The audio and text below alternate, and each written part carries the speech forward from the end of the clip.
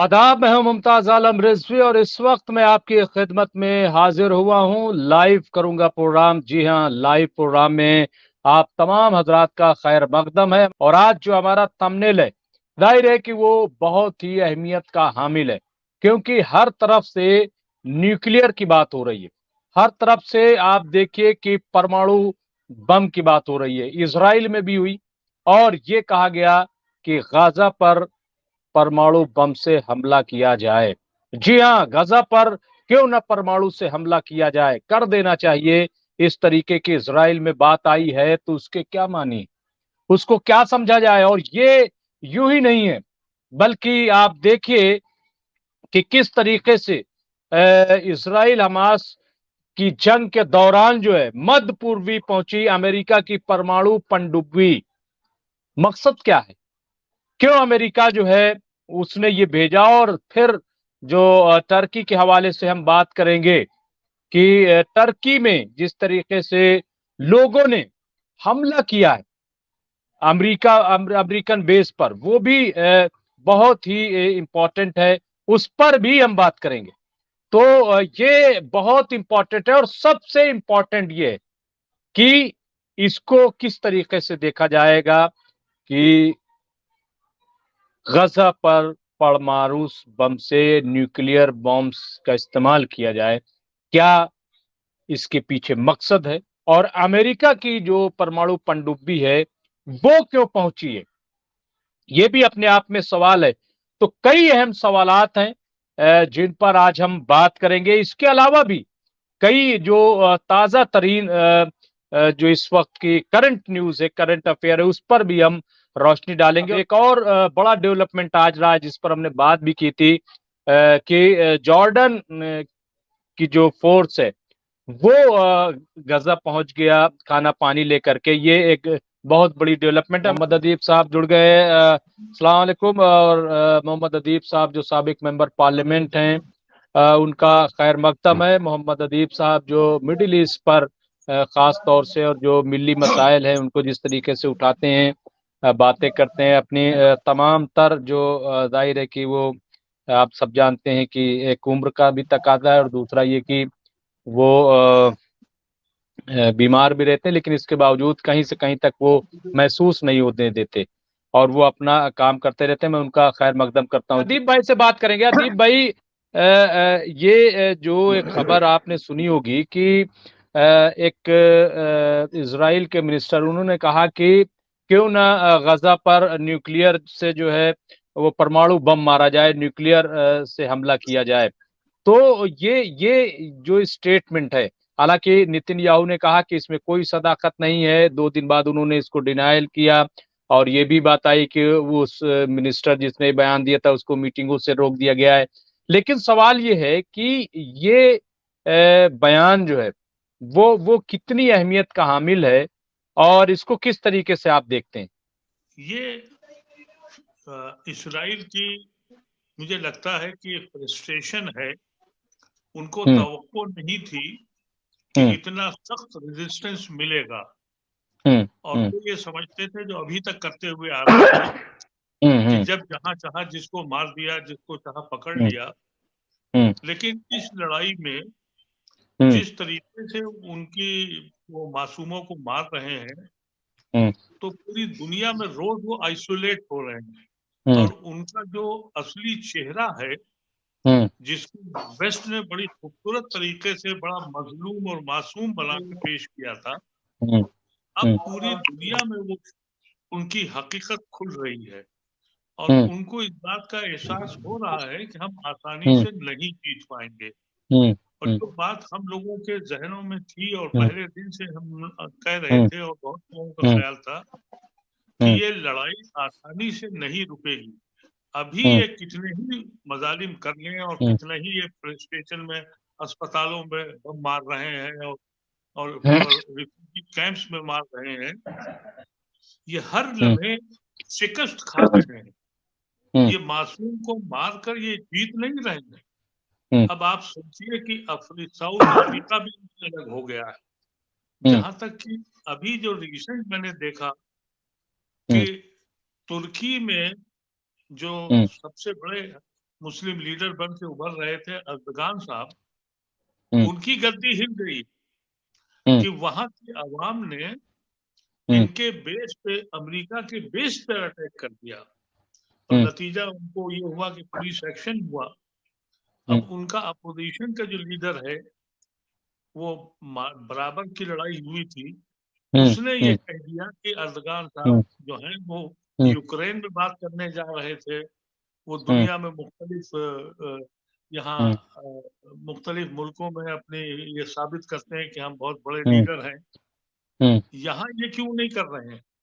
अब हम्म। अर्दगान की मुश्किल ये है कि वो हम्म। नाटो के मेंबर हैं। हम्म। वहां की आवाम उनसे पूछ रही है कि गुफ्तगू कब तक होगी। हम्म। जॉर्डन के बादशाह साहब जो हैं, इनका तो खानदानी हम्म। शुरू से हम्म। गद्दारों में रहा है, हम्म। लेकिन इनको मजबूरन ये कहना पड़ा कि हम जा रहे हैं साहब, दवाइयां देने जा रहे हैं। हम्म। अब दवाइयां जो देने जा रहे हैं, ये अभी एड भेजी है, वो भी हम्म। अमेरिका के हाथ पैर जोड़ के भेजी होगी कि भैया हम्म। हमें कुछ हमारी इज्जत बचा लो। हम्म। ये सिलसिला मिस्र में भी होगा हम्म। और ये सिलसिला मुख्तलिफ मुल्कों में होगा, हम्म। इसलिए कि ये कैफियत ऐसी हो गई है कि अगर ये लड़ाई 3 हम्म। से 4 महीने चल गई, हम्म। तो एक तो सबसे बड़ी बात यह है कि इसराइल की इकोनॉमी पे जो असर पड़ रहा है, हम्म। अब फिलिस्तीनियों का क्या करेंगे? उनके पास क्या है? बेचारों की हम्म। जमीन थी वो छीन ली, न हम्म। खाने को न पीने को। और हम्म। वो कौम ये तैयार है कि हमको तो शहादत चाहिए, हमको हम्म। तो अपनी जमीन वापस चाहिए। हम्म। तो ये लड़ाई जो है, हर लिहाज से ये इसराइल के लिए एक मुसीबत बन गई है। और वहाँ इसराइल हम्म। में वहाँ एक बड़ा तबका हम्म। अपने प्राइम मिनिस्टर के खिलाफ, अपनी सरकार के खिलाफ, अपनी फौज के खिलाफ सड़कों पे निकल आ हम्म। रहा है। हम्म। हम जो कुछ देख रहे हैं वो वेस्टर्न मीडिया को देख रहे हैं, हम्म। लेकिन हकीकत ये है कि अंदर वहां क्या हो रहा है, हम्म। ये किसी किसी यूट्यूब से या कोई अद- सोशल मीडिया के प्लेटफॉर्म से या किसी अदीब एजेंसी भाई से हम पे जी आ जी रहा है।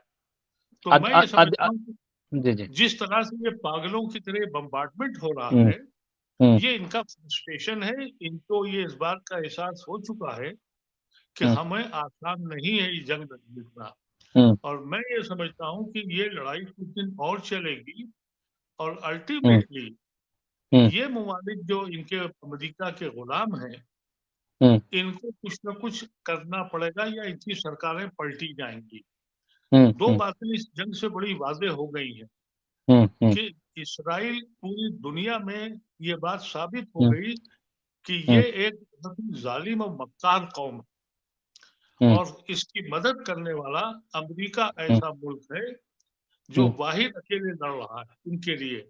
लेकिन हम्म। अमेरिका में क्योंकि डेमोक्रेसी है, हम्म। इसलिए इनको वहां भी अमेरिका हम्म। के एडमिनिस्ट्रेशन को भी देखना पड़ेगा। लेकिन आप देखिए ना हम्म। कि इन्होंने तो इराक में यही किया, अफगानिस्तान में हम्म। यही किया, दुनिया के हर हम्म। मुल्क में ये करते हैं। हम्म। हम्म। मुश्किल ये है कि जब ये जंग बढ़ेगी, तो हम्म। हमारे ऐसे मुल्क जो हैं, जो जो अभी इस पोजीशन में है कि अपने को रिवाइव करें, इकोनॉमिकली स्ट्रांग करें, इसके हम्म। असरात हिंदुस्तान में भी बहुत बुरे पड़ने वाले हैं। बिल्कुल और पिछले बिल्कुल प्रोग्राम सही में भी कह आपने कहा था कि जी। हिंदुस्तान को बहुत समझ सूझ के आगे बढ़ना चाहिए। हम्म। लेकिन हम्म। जो अभी आज तुर्की की जो कैफियत हुई है, हम्म। क्योंकि मैं वहाँ बहुत लोगों को जानता हूँ और मेरा काफी उनसे हम्म। रवाबित रहे और हैं, हम्म। हम्म। और वो लोग जो अर्दगान के साथ थे और मेरे हम्म। दोस्तों में हैं, उनके एडवाइजर थे, हम्म। वो लोग अब अपने कायद से नाराज हैं। हम्म। वो कहते हैं कि भाई जबकि रशिया और आपके साथ खड़ा है, आप हम्म। लात मारिए और इनके हम्म। इनके इनके बेस को यहाँ से हटाइए। हम्म। यानी वो जो इस वक्त हंगामा है, वो सिर्फ हम्म। हम्म। अर्दगान के मुखालफिन नहीं कर रहे, हम्म। अर्दगान के वो लोग कर रहे हैं जो अर्दगान के करीब तरीन लोग हैं। उनसे मेरी जी गुफ्तगू है, जी जी वो अपने कायद से नाराज हैं। यही हम्म। हम्म। कैफियत मिस्र में भी होगी हम्म। और यही कैफियत जॉर्डन में भी होगी। हम्म। और जहां तक सऊदी अरेबिया का और यूएई का सवाल है, हम्म। ये ये तो ये लोग तो ताजिर लोग हैं और हम्म। बेहिस कौम है। मैं मैं तो अदीब भाई उस पे बात करूंगा। मैं इस पे ये कहना चाह रहा हूँ कि ये फ्रस्ट्रेशन है जिस तरह से हिटलर ने अपने को गोली मार के खत्म किया था, अब ये परमाणु बम मारोगे तो तुम्हारा ही तो मुल्क है, वहां से कितनी दूर है? अरे वो परमाणु बम तो तल अवीव के अंदर ही रखा हुआ है, अपने बम मारोगे, यानी हिटलर वाली हरकत करने की स्टेज आ गई इनकी। अदीप भाई से एक सवाल अमित शुक्ला ने किया है। अदीप भाई सुन रहे हैं? जी आपसे जी। अमित शुक्ला ने एक सवाल किया है कि अदीप साहब से सवाल है कि तुर्की और अरब का रवैया अफसोसनाक है, लेकिन अफ्रीकी मूल के मुस्लिम देश भी एकदम शांत हैं, ऐसा क्यों? नहीं, बिल्कुल असल में देखिए, ये जो अभी बात कही गई है, हकीकत ये लड़ाई बहुत लंबी होने वाली है, और इस वक्त एक स्टेज आएगी आज से चंद दिन के बाद कि हमास और हमास के हामी जो हैं वो सिर्फ जंगबंदी की बात नहीं करेंगे। उनको अब करना चाहिए कि आप वापस जाइए और मुआवजा दीजिए और मुकदमे चलने चाहिए क्राइम के।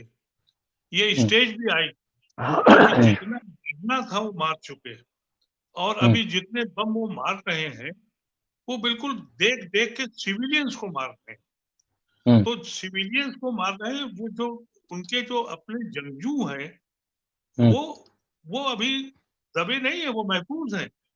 वो निकल निकल के, इनको आज भी हैरत की बात है कि पूरी दुनिया में आज टेक्नोलॉजी ने जमीन के ऊपर, जमीन पर, जमीन के ऊपर और जमीन के नीचे अपनी ऐसी बाढ़ बना ली कि एक एक मूवमेंट का उन्हें पता होता है कि वहां क्या हो रहा है। ऐसे में भी ये खबरें आ रही हैं कि उनके 10 रॉकेट्स को छोड़ रहे हैं।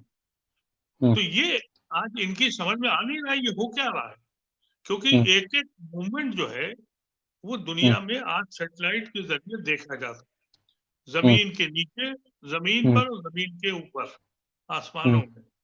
यही इनकी कुव्वत थी वेस्टर्न वर्ल्ड की।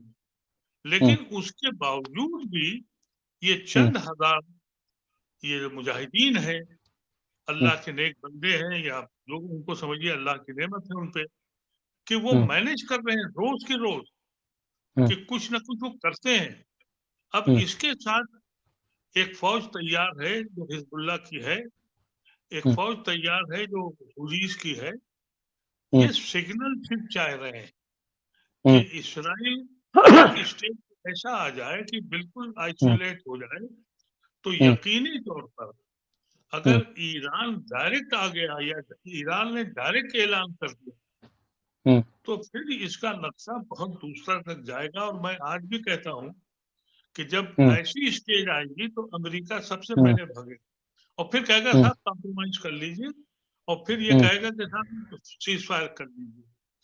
आज वो ये कह रहा है कि हम सीज फायर इसलिए नहीं करेंगे कि ये फिर खड़े हो जाएंगे, यानी इतने खौफजदा है कि ये फिर खड़े हो जाएंगे, इसलिए हम सीज फायर नहीं कर रहे हैं। वही समझते हैं, गलतफहमी में है। लेकिन आज इतने दिन हो गए हैं, लेकिन उन हमास की वो टनल्स पर, उस हमास की उस फौज पर अभी तक कोई क्लेम इसराइल या अमेरिका नहीं कर पाया। जी। तो ये एक बिल्कुल वाज़ेह बात है मैं मैं मैं, कि मैं यही जी जी। लौटेंगे जैसे ये वियतनाम से लौटे थे, जैसे ये इराक से लौटे थे, जैसे ये अफगानिस्तान से भागे थे। यही शक्ल यहाँ होने जा रही है, ये वाटरलू होने अ, जा रही है। मैं अदीब भाई, आप मुझे सुन पा रहे हैं अदीब भाई? एक बड़ा इंपॉर्टेंट सवाल आया, स्क्रीन पे भी मौजूद है, आलम अंसारी हैं, और एबीओ जो है उन्होंने कहा है कि बस डर है कि अमेरिका शिया सुन्नी इख्तलाफ पैदा करके जंग जीत जाए न जीत जाए। ये जो शिया सुन्नी वाला एक मसला है, ये जो बीच में आ जाता है या लाया जाता है या इस तरीके की चीजें आती हैं, ये आइटम बम से भी ज्यादा खतरनाक लोग मानते हैं। तो ये क्या आपको लगता है, अदीब भाई इसमें जानना चाहता हूं, क्या आपको लगता है कि ऐसी सिचुएशन भी पैदा की जा सकती है, क्रिएट की जा सकती है? देखिए, अभी मैं बहुत तफसील से भारती साहब को सुन रहा था। जी। हम इसकी तवक्को कतन न करें कि हमको कोई दुनिया के लोग सपोर्ट करेंगे।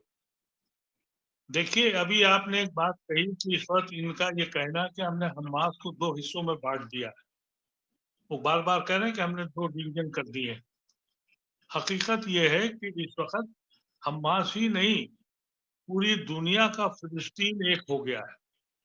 जो अब्बास के मानने वाले हैं, जो अमेरिका में ऐश कर रहे हैं, यूरोप में पैसे कमा रहे हैं, वो सब के सब फिलिस्तीनी आज हमास के हो गए। तो ये एक बड़ा पॉजिटिव डेवलपमेंट है।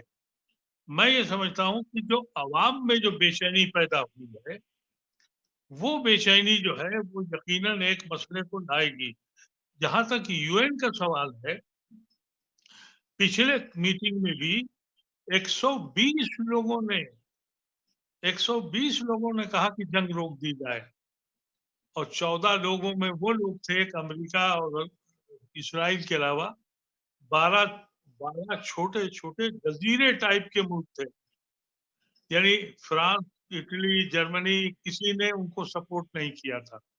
तो यूएन में जो वीटो का जो तमाशा है, उसमें आप कोई तवक्कुल नहीं कर सकते जब तक कि आप खुद मजबूत ना हो।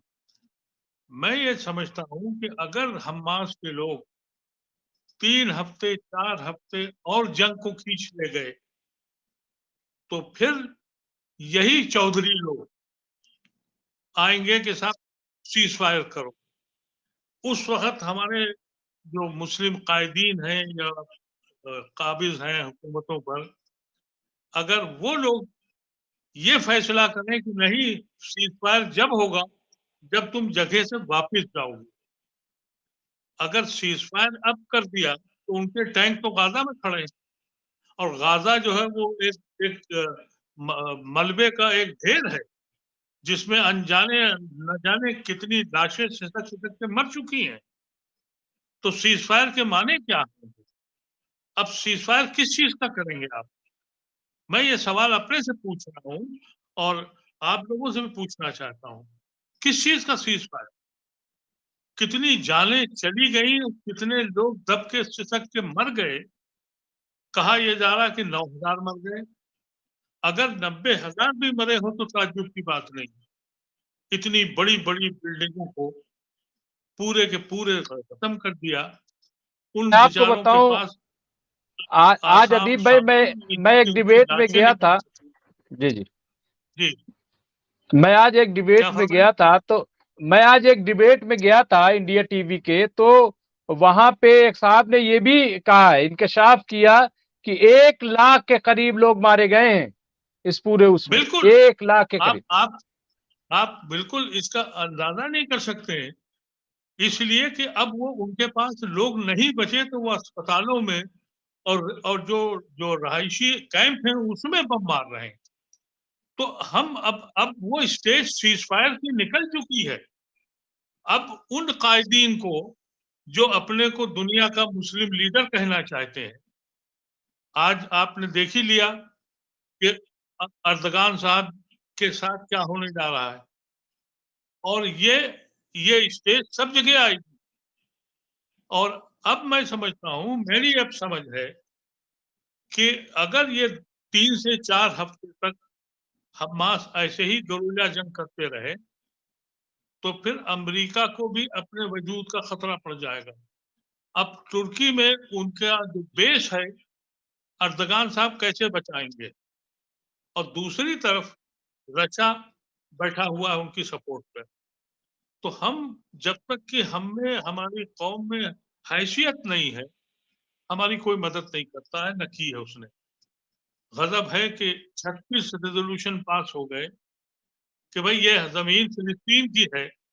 यासिर अरफात का ओस्लो का एग्रीमेंट मौजूद है कि 2 नेशन बनेंगे, और उन्हीं इलाकों में आपने नई बस्तियां बसाई और उन्हीं बस्तियों में फौजी टिकाए, और वो आके रोज मारते हैं।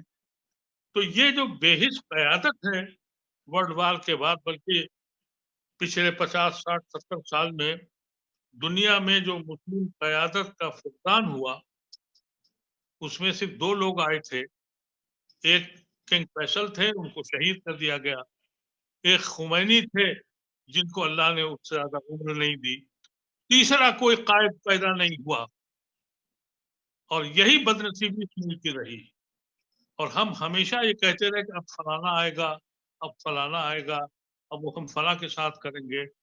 मुझे तो ये जो लोग हैं, जो हिजबुल्लाह के लोग हैं, हमास के बहादुर हैं, या फौजी के लोग हैं, हुजी के लोग हैं, इन्होंने अगर फैसला कर लिया है कि हमें अपना कायद, अपना मुल्क चाहिए, तो वो लड़ सकते हैं। और मुझे आज भी ये उम्मीद हो गई है कि इसराइल रोज रोज सियासी तौर पे दुनिया में हार रहा है, मजलूमों को मारकर।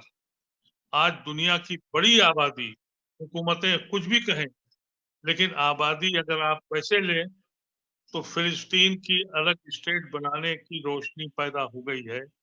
ये रोशनी रोकनी नहीं चाहिए, क्योंकि होगा ये कि ये जो इनका जो फॉरेन सेक्रेटरी है घूम फिर रहा है, ये खुद भी यहूदी है।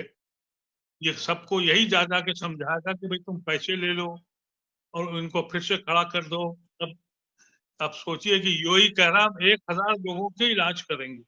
अरे मसखरे लोग हैं, 1000 आदमियों का हम इलाज करेंगे। आज जॉर्डन के किंग ने कह दिया कि हमने सब दवाएं भेज दी। अरे बदबख्त, अब दवाएं भेज रहे हो इसलिए कि जब देखा गर्दी छिड़ रही है तो फॉरेन सेक्रेटरी से माफी मांग के कि भैया मुझे मुझे इजाजत दे दो कि मैं अपनी कौम को समझा सकूं कि मैं मदद कर रहा हूँ। ये बहुत दिन चलने वाला नहीं है। और हम सोचते हैं कि अल्लाह तबारक व तआला क्या करना चाहता है उसी को मालूम है। लेकिन इतनी मजलूमों की जाने जाने के बाद, इतनी बेकस और बेकबसी के आलम के बाद, मैं समझता हूँ जो बात कही जाती है कि हर कौम जिंदा होती है हर करबला के बाद, तो मैं समझता हूँ कि शायद इस सदी का ये एक करबला का सानिया है।